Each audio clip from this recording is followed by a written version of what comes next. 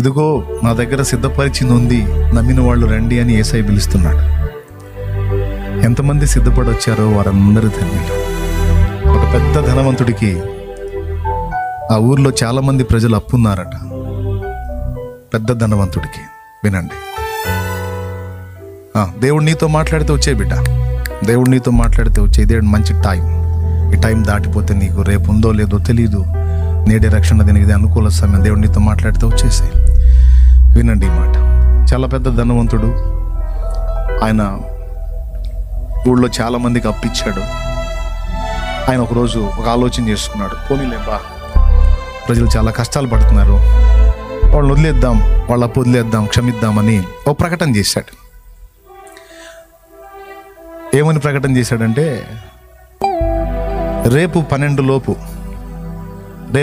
లోపు ఊళ్ళో అప్పులు ఉన్నోళ్ళందరూ యజమాని భవంతి దగ్గరికి వెళ్తే, యజమాని ముందు హాజరైతే మీ అప్పు పత్రాలు తీసుకొచ్చుకోండి, మీరు ఎంత కట్టాలో తెచ్చుకోండి, డబ్బులు తేవద్దు, మీరు ఎంత అప్పున్నారో ఆ లిస్టు తెచ్చుకోండి, యజమానికి చూపించండి, ఆయన వాటిని క్షమించాలనుకుంటున్నాడు, వదిలేయాలనుకుంటున్నాడు అని సమాచారం అందింది అందరికీ.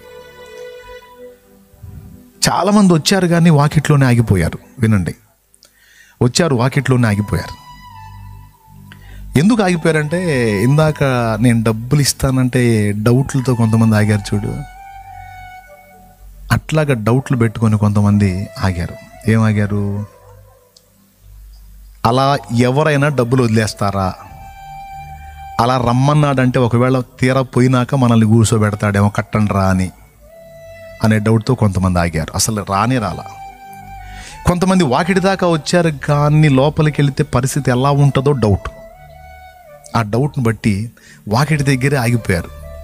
ఎందుకు ఆగిపోయారంటే, ఎవరిదన్నా క్షమిస్తే అది చూసి మనం కూడా పోదాం, అది చూడకముందు మనం ఎందుకు వెళ్ళి లోపల బుక్ అవ్వాలి అని వాళ్ళకుండే తర్కం, వాళ్ళకుండే ఆలోచన వాళ్ళకు ఉంటుందిగా. మొత్తం బయటే ఆగిపోయారు.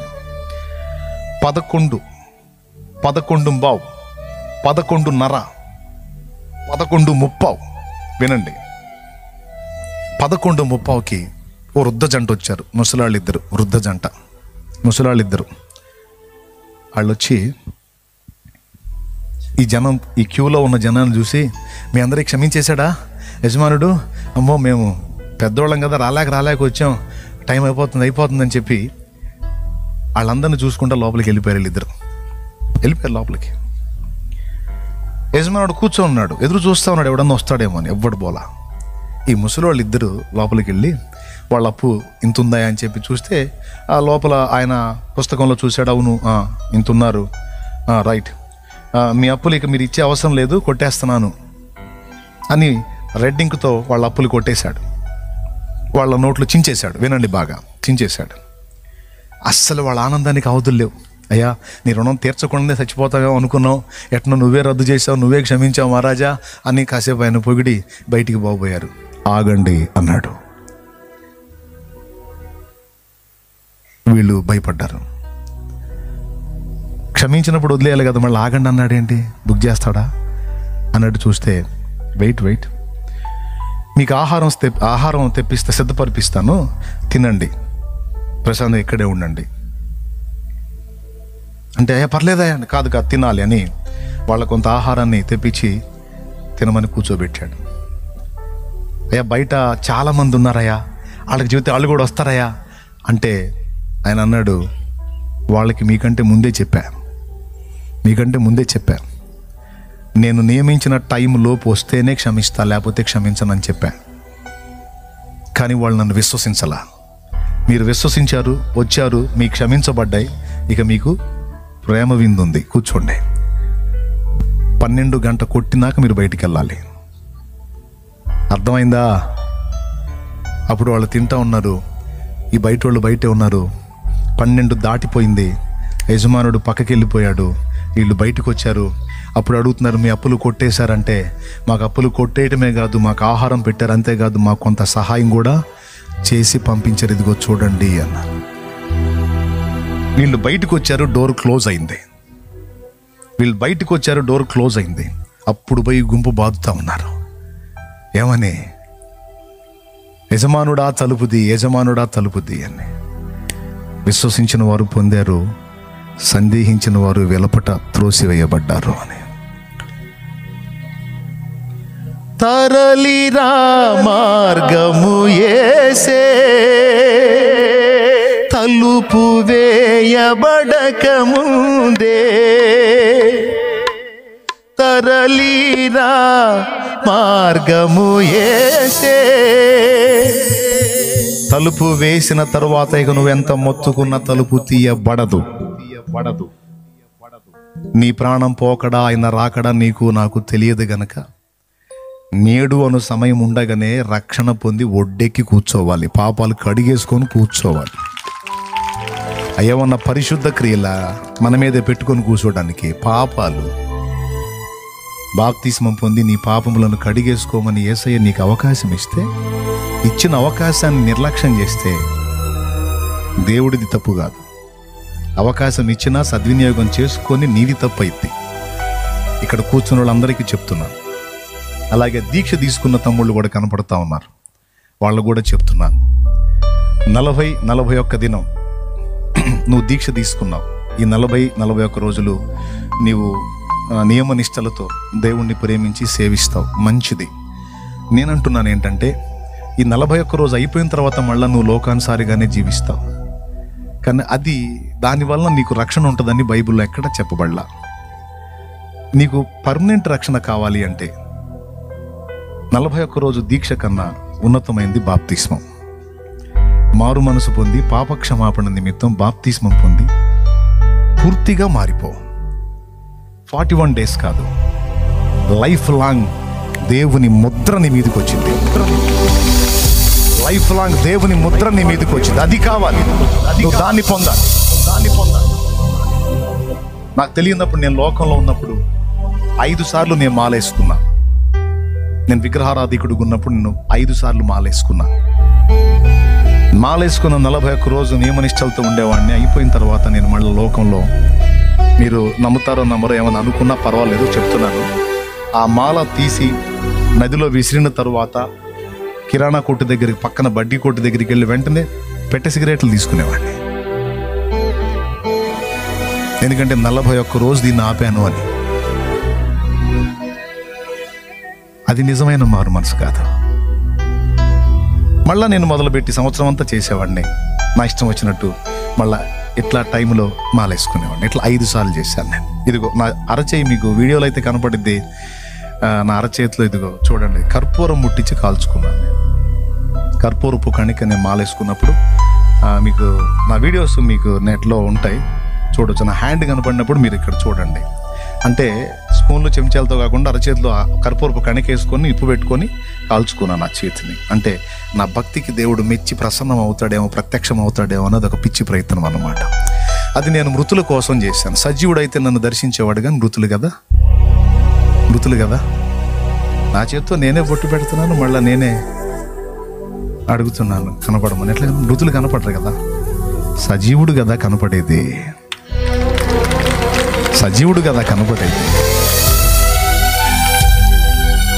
ప్రభు అయిన యేసుక్రీస్తుని తెలుసుకున్న తర్వాత ఒక నిర్ణయానికి వచ్చా. 14 కూటాలకి వెళ్ళాలా, 14 వారాలు చర్చికి వెళ్ళాలా, 14 ప్రసంగాలు నేను వినలా. 4 times, 4 సార్లు నేను దేవుని సన్నిధికి వెళ్ళటం జరిగింది. 5వసారి ఇలాంటి కూటం ఏర్పాటు చేసి పిలిచారు. రండి, మీ పాపాలు కడిగేసుకొని క్రొత్త జన్మ అనుభవంలోకి రావాలనుకున్నోళ్ళు, కదిలే దేవాలయంగా మారాలనుకున్నోళ్ళు రండి, దేవుడు మిమ్మల్ని పిలుస్తున్నాడు, మీ పాపాలు కడుగుతాడు, ఇక మీ జీవితాన్ని ప్రభు చేతికి అప్పగించండి. విలారా, ఆ ముక్క వినబడింది. అర్థం, అయ్యా నేనున్నానయ్యా, నేను పొందుతానయ్యా అని నేను సిద్ధపడ్డాను. ఏ మాత్రం తడవ చేయకుండా పొందుకున్నా. నా లైఫ్లో నేను తీసుకున్న ఆ నిర్ణయం నా జీవిత గురిని, గమ్యాన్ని, గతిని మార్చి పడేసింది. ఒకవేళ నేను ఆ రోజు ఆ నిర్ణయం చేయకపోతే ఈరోజు ఎట్టుండేవాడు నాది. కానీ ఆ రోజు నేను తీసుకున్న ఆ నిర్ణయం నా లైఫ్ని ఒక అద్భుతమైన మలుపు తిప్పింది. కాబట్టి నేను 41 డేస్తో ఆగలేదు, నేను లైఫ్ లాంగ్ మాలేసుకున్నా. అయితే మాలే మెళ్ళో లేదులే, కానీ దీక్ష అయితే లైఫ్ లాంగ్. అది బాప్తిస్మం. క్రీస్తు కొరకు జీవించాలనుకుంటావా? నేను చెప్తున్నా, ఒక్కొక్కళ్ళు చేసిన పాపాలు వాళ్ళకి తెలుసు. వావి వరసలు తప్పి పాపం చేసినది, తాగింది, తిరిగింది, కొట్టింది, తిట్టింది, దొంగతనాలు చేసింది, మోసాలు చేసింది, దూషించింది, విచ్చలవిడిగా జీవించింది, వ్యభిచారాలు చేసి, ఎవ్వరి పాపాలు వాళ్ళకి తెలుసు. ఈరోజు దేవుని గ్రంథం, దేవుని వాక్యం, దేవుని ప్రేమ పిలుస్తుంది, రా నీ పాపాలన్నీ నా మీద వేసుకుంటాను, రా నా రక్తంతో నిన్ను కడుగుతాను, రా రా. వద్దు, ఆ శాపం వద్దు, ఆ పాపం వద్దు, రమ్మని దేవుడు పిలుస్తున్నాడు. వస్తావా? ఇదే టైం, లేకపోతే నాకు సంబంధం లేదు. నీ దేవుడిని విశ్వసిస్తే పొందుకో, లేకపోతే వదిలే. కథం. క్లియర్గా చెప్పానా నేను? ఎంతమందికి అర్థమైంది? నా దేవుడు నాకు చెప్పిన మాట అది. నువ్వు ఎక్కడికన్నా పో, ఫైనల్లో ఒక్కసారి నా బిడ్డల్ని పిలువు. నేను కావాలనుకున్నోళ్ళు, నిజంగా మారాలనుకున్నోళ్ళు, నేను ఇచ్చే నిత్య జీవం కావాలనుకున్నోళ్ళు ఖచ్చితంగా నా కోసం పరిగెత్తుతారు. నా బిడ్డల కోసం నేను ప్రాణం పెట్టానని తెలుసుకొని నా బిడ్డలు ఇక ఆగరు, నా కోసం పరిగెత్తుతారు అని దేవుడు చెప్పమన్నాడు. చెప్పా. దేవునికి మహిమ కలుగునుగా. హల్లెలూయా. నేను ముగిస్తున్నా. ఇక మందిర ప్రతిష్ఠ చేసుకొని మనం కొంత ఆహారం తీసుకొని వెళ్ళిపోవచ్చు. ఈ బిడ్డలు మంచి తీర్మానం చేసి చప్పట్లు కొట్టండి, కొట్టండి, అందరూ కొట్టండి. ఈ రాత్రి ఆలోచించు తమ్ముడు, చెల్లి, ఇంకెవరైనా ఇక్కడ రక్షణ పొందకుండా ఉంటే క్లియర్గా నేను చెప్పాను. నేను నా లైఫ్లో నేను చేసిన రెండు అద్భుతమైన పనులు. మొట్టమొదటిది, నిజమైన దేవుణ్ణి తెలుసుకొని ఆయన మాట విని వెంటనే రక్షింపబడటం. అది మొదటి టర్నింగ్ పాయింట్ అయితే, రెండవది నా దేవుడు సేవకు పిలిచిన వెంటనే విధేయత చూపి లోబడి సేవకు రావటం. ఈ రెండు నా లైఫ్లో ప్రధానమైన మలుపులు అని చెప్పొచ్చు.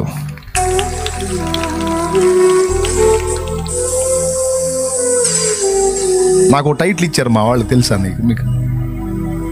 నాకు టైటిల్ ఇచ్చారు మా వాళ్ళు, దరిద్రుడిరా నువ్వు, దరిద్రుడా అని.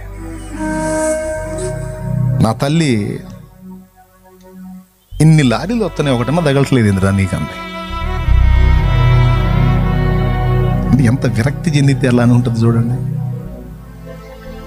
అంటే సత్యపోయి తీడు అని అనుకున్న పరిస్థితి నాది. నిజంగా నేను అబద్ధం చెప్పట్లేదు.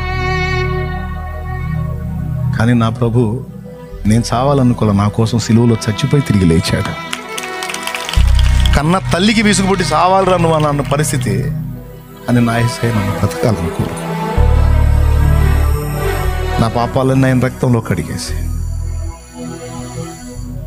నా జీవితాన్ని చరితార్థంగా మార్చాడు. చిన్న పాప ఉంది, ముక్కులోంచి కారుతా ఉంది,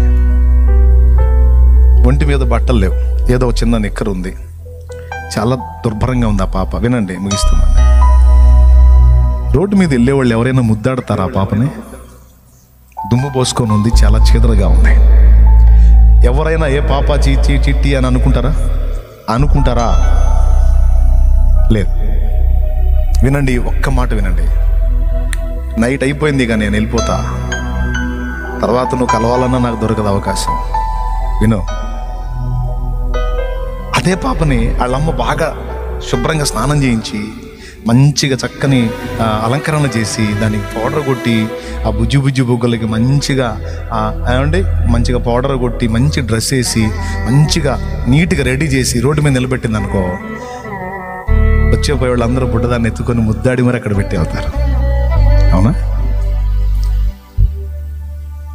కానీ మీకు తెలుసా, ఆ చిన్నది అలా కాకుండా ఈ ముక్కులో ఒకటి ఓపెన్ అయ్యి ఇక్కడ దాకా వచ్చి ఇక్కడ అయ్యి ఎండిపోయి దాని ముఖమంతా దుమ్ము కొట్టుకొని చండాలంగా ఉండి ఒంటి మీద ఒక చిన్న బట్టతో చాలా దుర్భరంగా ఉందనుకో, ఎవ్వరు ఇష్టపడరు. కానీ వాళ్ళ అమ్మకి తెలుసా, వాళ్ళమ్మ మనసు, వాళ్ళ అమ్మ కోసం ఆ చిన్నది ఎదురు చూస్తూ ఉంటే వాళ్ళంత దూరం పనికిళ్ళు వస్తే ఆ బిడ్డను ఆ స్థితిలో చూసి తల్లి పరిగెత్తి అమ్మమ్మ నా తల్లి ఇట్లా అయిపోయిందని పని అని అలాగే ఎత్తుకొని ఎక్కడైతే అసహ్యం ఉందో అక్కడే ముద్దాడి మరి బిడ్డను హత్తుకుంటుంది. అది అమ్మ ప్రేమ.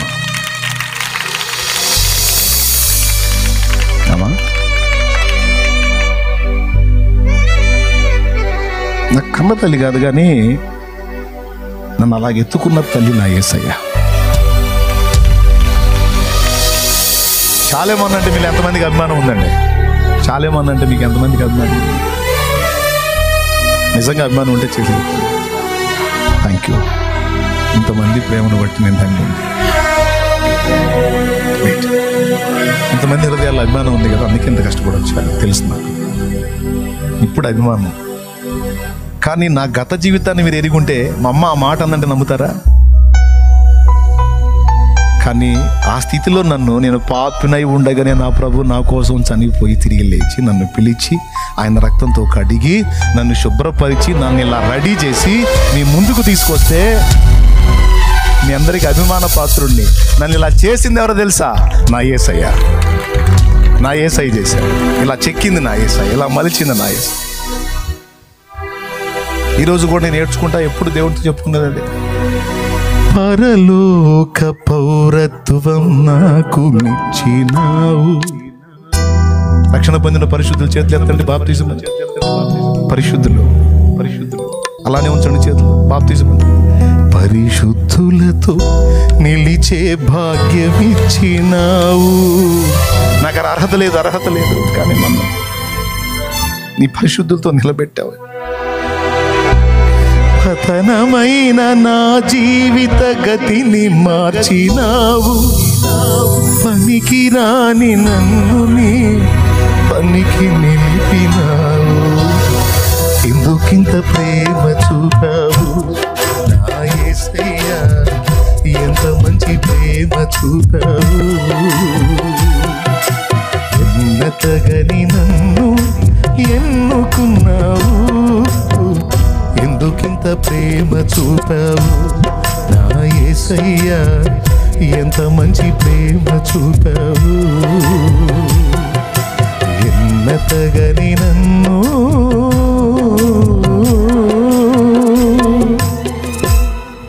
Praise the Lord. ఇలా ఈ మంచి లైఫ్ని నా దేవుడు నాకు అనుగ్రహించాడు. బై లక్ ఏంటంటే నేను కూడా లోబడటం, ఆయన చెప్పిన ప్రకారం వినటం వల్ల నాకు ఈ ధన్యత లభించింది. ఇక్కడ కూర్చున్న మీరే కాదు, కోట్లాది మంది హృదయాలలో నాకు స్థానం ఇచ్చాడు నా తండ్రి. లక్షలు కూడా కాదు, కోట్ల మంది హృదయాల్లో ఈ పాపికి, పనికి మాలిన పాపికి దగ్గరగా తీసుకొని కడిగి శుద్ధి చేసి, రేపు ఏప్రిల్ 17 నేను బాప్తీసం పొందిన రోజు తెలుసా మీకు? ఏప్రిల్ 17 ఎండాకాలం పోయి నిలబడ్డా. నేను కూడా చెప్పారు, ఇచ్చారు. ఈరోజు ఈ బిడ్డలందరూ వచ్చారు మంచిగా తీర్మానం చేసుకొని. ఎందుకు ఇంత వివరించి చెప్తున్నానంటే, ఈరోజు దేవుడిని హృదయ తలుపు తడుతున్నాడు దా అని. నాకు దాసుడిని చూసావు కదా, నీ జీవితాన్ని కూడా అలాగ ఆశీర్వదించాలని, అలాగ వెలిగించాలని ఆశగా ఉంది నా కుమారుడా, నా కుమారి. నువ్వు నాకు కావాలి రమ్మని పిలుస్తున్నాడు. ఈ స్వరం నీకు వినబడితే పరిగెత్తి రక్షణ పొందు, వినబడకపోతే వదిలేసి మీరు వెళ్ళిపోండి. నీళ్ళ దగ్గరికి వెళ్ళిపోండి. ఎటు అటెల్లో వెళ్ళిపోండి.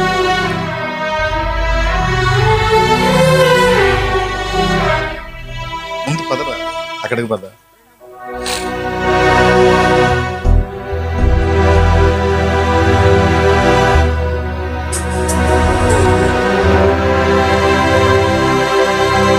రక్షణ పొందిన వాళ్ళకు కూడా చెప్తున్నా, వినండి. రక్షణ పొందగానే సరే కాదు, నీ తండ్రి ఎలాంటి వాడో తెలుసుకొని కేవలం నీ అవసరాల కోసం, నీ సమస్యల పరిష్కారం కోసం మాత్రమే నువ్వు దేవుణ్ణి వెంబడించడం కాకుండా, దేవుని కోసం ఫలించాలన్న ఆశతో, కొంతైనా దేవుని సేవ చేయాలన్న తృష్ణతో బ్రతుకు. ఎందుకంటే నేను రక్షింపబడ్డాను, అది అయిపోయింది మొదటి మెట్టు.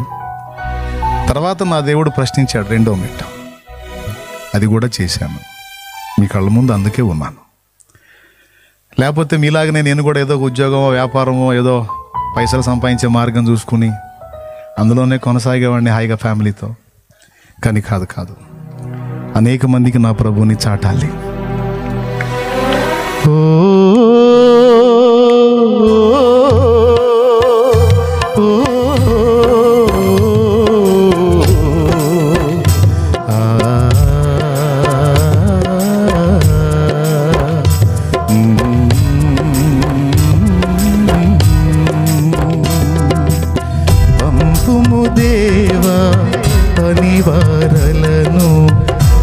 పంటను కోయుటకు, నేడు పంటను కోయుటకు.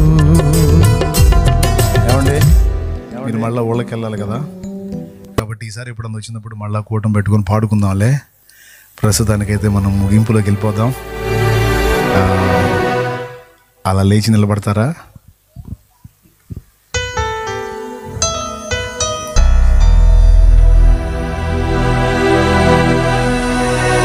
మన లైఫ్ అంతా మన కోసమే బతకాలా, దేవుని కోసం బతకాలా? ఎంతో కొంత 4 ఆత్మలు రక్షించిన చరిత్ర, 4 జీవితాలకు సువార్త చెప్పిన చరిత్ర, 4 కుటుంబాల్ని కట్టిన చరిత్ర, 4 దీపాలు వెలిగించిన చరిత్ర ప్రతి ఒక్కరికి ఉండాలి. మనందరం దేవుని పనిలో పాలివారం కావాలి. నాకు దేవుడిచ్చిన సేవ నేను చేస్తున్నా.